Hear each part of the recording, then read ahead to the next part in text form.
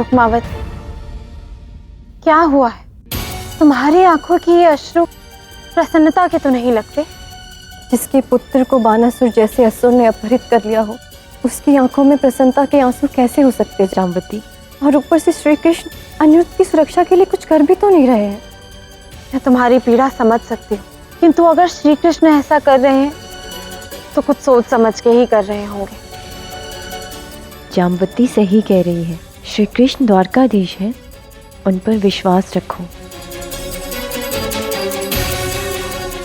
यदि श्री कृष्ण ने सांब के निर्णय का स्वागत किया है तो अपने पौत्र की रक्षा के लिए भी कुछ ना कुछ अवश्य करेंगे, मुझे विश्वास है। मेरे साथ छल हुआ है बानासुर। मेरा तुम्हारी सीमा में आने का कोई बुरा मंतव्य नहीं था। मुझे कहा गया था कि तुम्हारी उषा को मेरी सहायता की आवश्यकता है, इसीलिए मैं आया।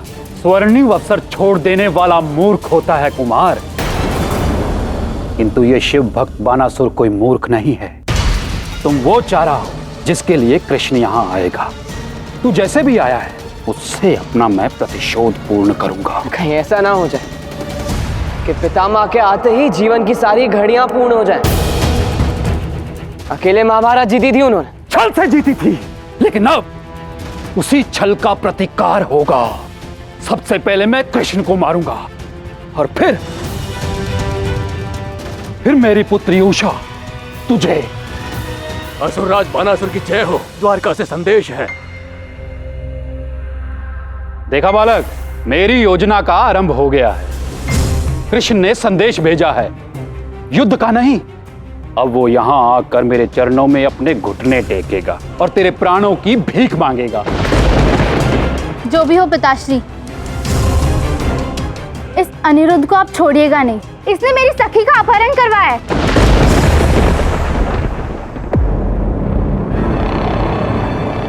ये क्या हुआ पिताश्री? कृष्ण ने संदेश भेजा है, युद्ध का नहीं, विवाह का न्योता भेजा है उसने। सांब और लक्ष्मणा के विवाह का।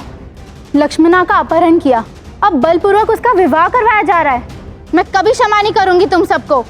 मैंने कृष्ण के पौत्र का अपहरण किया, किंतु वो वहां द्वारका में बैठा उत्सव मना रहा है। क्योंकि पितामह के लिए तुम कोई महत्व नहीं रखते बानासुर। जाने दो मुझे, कदाचित प्राण बच जाएंगे तुम्हारे। स्मरण है ना, पिछली बार भी रिक्त लौटे थे तुम। मोड़ रहा मूर्ख, इस बार युद्ध होगा और कृष्ण ही मारा जाएगा। इस अपमान का उत्तर देना होगा उसे।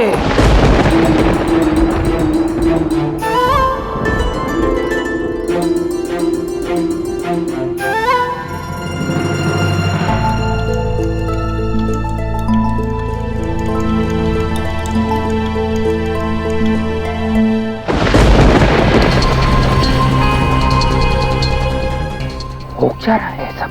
ये कृष्ण चाहते क्यों नहीं? कान्हा, बाणासुर ने संदेश भिजवाया है। पढ़ो प्रद्युम्न। बाणासुर से सावधान छलिया कृष्ण, जानता था मैं कि तू छल करेगा। महादेव पर विश्वास करके मैंने संधि की, पर तुम अपना व्यवहार कैसे छोड़ सकते हो? कायर हो, रण छोड़ हो। मैं युद्ध की चेतावनी देता हूँ और आश्वासन भी कि तुम्हारे और अनिरुद्ध के प्राण लेकर रहूंगा।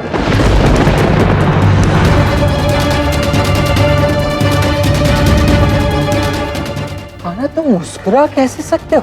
बाणासुर ने अनिरुद्ध को मारने की चेतावनी दी है। चेतावनी दी है, पर वो ऐसा कुछ करेगा नहीं।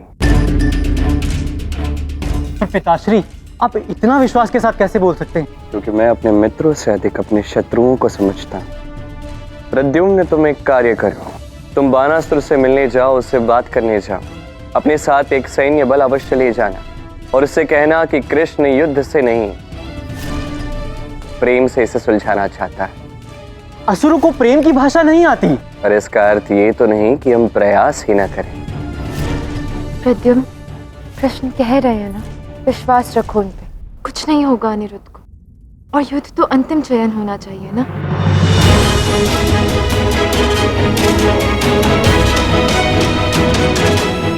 राधा, तुम भी कान्हा का ही समर्थन कर रही हो? क्योंकि मुझे विश्वास है कृष्ण पे दाऊ। आप चिंतित मत होइए, सब ठीक होगा। क्या करना चाहते हैं ये दोनों? है क्या कृष्ण के मन में? मैं तो बस पिता होने के नाते तुम्हारा विवाह करवाना चाहता हूँ सर, किंतु मेरी मन की व्यथा क्या है ना तुम कभी जान पाओगे ना कभी समझ पाओगे। पुत्र, बाणासुर चाहे कुछ भी क्यों ना कहे, तुम अपने क्रोध पर नियंत्रण रखना। स्मरण रहे तुम वहां शांति मैत्री संदेश लेकर जा रहे हो, इसीलिए किसी भी परिस्थिति में वहां स्वयं युद्ध मत छेड़ना। भले ही अनिरुद्ध मेरा पुत्र है ताछरी, परंतु द्वारकाधीश के आदेश के विरुद्ध नहीं जाऊंगा। पर यदि बाणासुर ने आक्रमण किया तो वो आत्मरक्षा होगी प्रद्युम्न, युद्ध नहीं। मुझे तुम पर पूर्ण विश्वास है।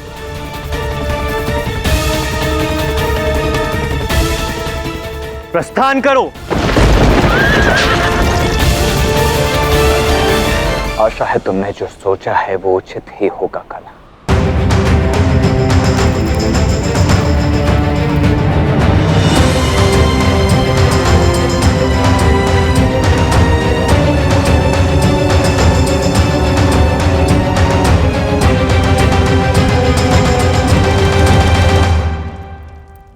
तुमने तो कहा था कि बाणासुर के साथ युद्ध में कृष्ण मर जाएंगे, किंतु ये तो यहाँ से गए ही नहीं है। हाँ,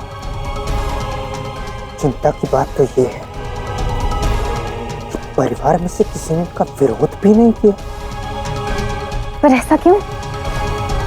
जब कोई कृष्ण से सहमत नहीं तो फिर?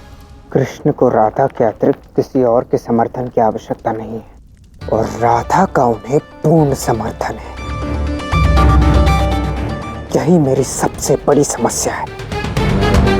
राधा जो कह देती है वही अंतिम निर्णय हो जाता है और फिर उसके पश्चात कृष्ण किसी के प्राणों की चिंता तक नहीं करते। मुझे तो यहाँ हर एक व्यक्ति मूर्ख लगता है। इतने संकट में भी कृष्ण के समक्ष मौन साध के बैठे ऐसे लोगों को द्वारका जैसी नगरी में रहने का कोई अधिकार नहीं है। कहना क्या चाहती हो तुम? नाश, सबका नाश। राधा कृष्ण के साथ इन सब का भी नाश होना चाहिए। हम मिलकर इनका नाश करेंगे और फिर अनंत काल तक द्वारका पर शासन करेंगे।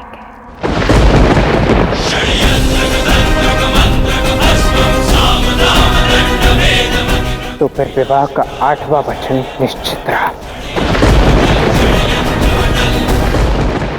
हम ऐसा ही करेंगे। विवाह संपन्न हुआ। वर वधू सबका आशीष ले।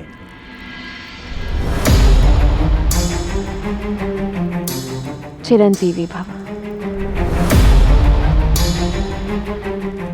पुत्रवती भव।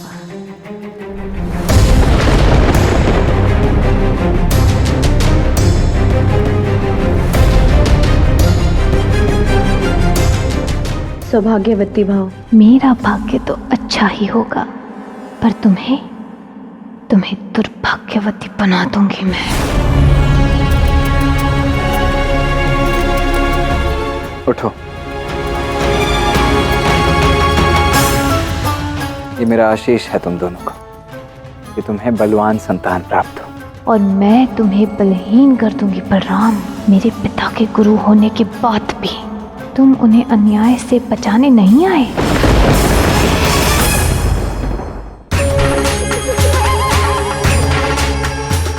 पुत्रवती भव। तुम्हारा पुत्र बानासुर के हाथों मारा जाएगा और तुम मेरे षड्यंत्र से।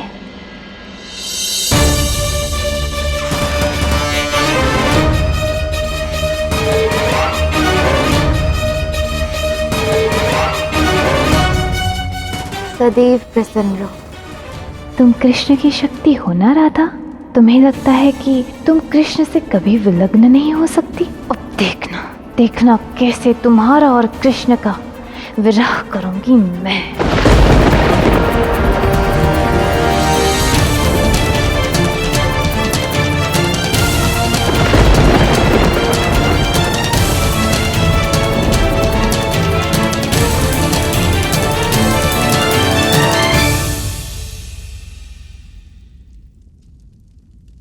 महादेव की कृपा से आशा करता हूँ कि महादेव और पार्वती की ही भांति तुम दोनों एक दूसरे के पूरक बनो।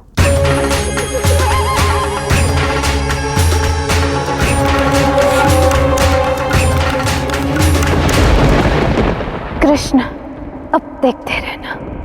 तुमने मेरे अंधे पितामह के समक्ष मेरे कुल का नाश किया था ना, इसलिए अब तुम्हारे पहले तुम्हारे इस पूरे परिवार को तोड़ूंगी, एक एक करके इन सब का नाश करूंगी। और फिर तुम्हारी बारी। ये दुर्योधन पुत्री लक्ष्मणा की शपथ है।